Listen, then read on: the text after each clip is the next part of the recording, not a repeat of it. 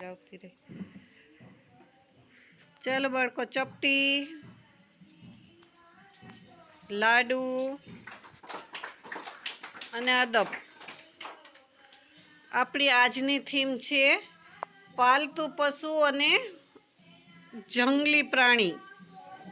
હા, પશુ અને પ્રાણીનું પુનરાવર્તન આપણે પહેલાં તો શીખી ગયા છીએ.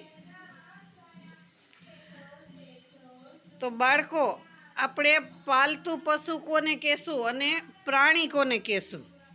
ખાલી અત્યારે નામ બોલવાના છે. બોલો, પાલતુ પશુ કોને કોને કહીએ? ગાય. હા, વેરી ગુડ ખુશાલભાઈ. ગાય, ભેંસ. મીંદડીને આપણે પાડીએ નહીં, પણ એ ગામમાં જ રહેતી હોય. પછી બકરી, ઘેટા, કોઈ હાથી રાખતા હોય, ઘોડા. બરોબર ને? એ બધાને આપણે પાલતુ પશુ કહીએ, કેમ કે આપણે એનો ઉપયોગ કરીએ છીએ. પછી આપણે પ્રાણી, જંગલી પ્રાણી કોને કહેશું? વાઘ, વેરી ગુડ. સિંહ, દીપડો, હરણ, વાંદરો. સિંહ તો આવી ગયું ને બેટા. ઊંટ, જીરાફ, ચિત્તો, દીપડો, વરુ, રીંછ. એ બધાને આપણે જંગલી પ્રાણી કહીએ. તો બાળકો, હવે આપણે ચિત્ર જોઈને શીખીએ કે કેને આપણે પાલતુ કહેશું અને કોને આપણે જંગલી કહેશું. બરોબર ને? ચાલો ખુશાલભાઈ, તમારું કાર્ડ લઈને ઊભા થાવ જોઈએ.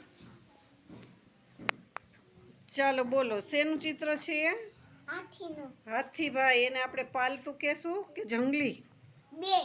બે કહેશું. Very good. કેમ કે આપણે એની પાસે કામે કરાવીએ છીએ રાખીને, અને જંગલમાંય હોય. બહુ સરસ. ચાલો કૃપાલભાઈ, તમારી પાસે શેનું ચિત્ર છે? સસલાભાઈને આપણે કેવું પ્રાણી કહેશું? જંગલી પ્રાણી. Very good. ચાલો યુવરાજભાઈ, તમારી પાસે શેનું ચિત્ર છે? તો બિલાડીને આપણે કેવું કહેશું?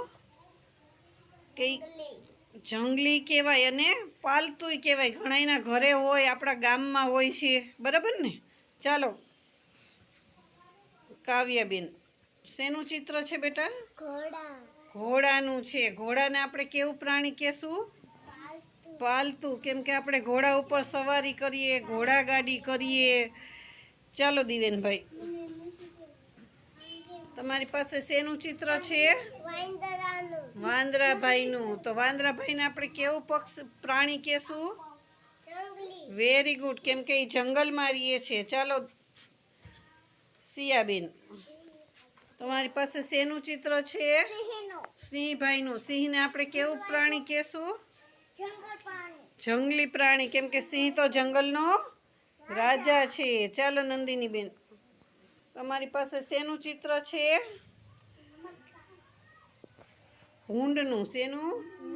હા, ભૂંડ આપણને ઘણા ગામમાં જોવા મળે છે. ને? બાકી તો એ જંગલમાં રહેતા હોય. બરાબર ને? ચાલો યશુબેન, તમારી પાસે શેનું ચિત્ર છે? ભેંસનું ચિત્ર છે. બોલો, ભેંસને આપણે પાલતુ કહેશું કે જંગલી? Very good. કેમ કે એ આપણને દૂધ આપે છે.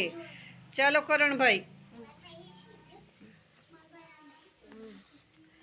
તમારા પાસે શેનું ચિત્ર છે? બકરીનું. તો બકરીને આપણે પાલતુ કહેશું કે જંગલી કહેશું? Very good. ચાલો સિદ્ધરાજભાઈ, શેનું ચિત્ર છે બેટા?